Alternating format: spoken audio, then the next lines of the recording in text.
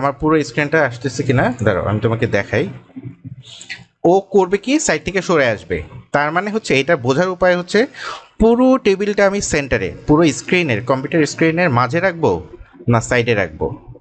যেমন এখন স্ক্রিনটা বড় করছি দেখো, এই বাম পাশে চলে আসছে, বাম পাশে চলে আসছে, কিন্তু এই জায়গায় থাকার কথা, এই জায়গায় থাকার কথা। তা এখন যদি ও আগের মতো আবার নিয়ে আসি, আগের মতো নিয়ে আসি, এবং এটা যদি এখন দেখো এই যে আমি এই যে এখানে হচ্ছে রিফ্রেশ দেওয়ার জিনিস, তো রিফ্রেশের আইকনটাতে যদি ক্লিক করি এই যে মাঝে চলে আসলো, মাঝে চলে আসলো কেন, পুরো টেবিলটাকে আমি সেন্টারে নিয়ে আসছি।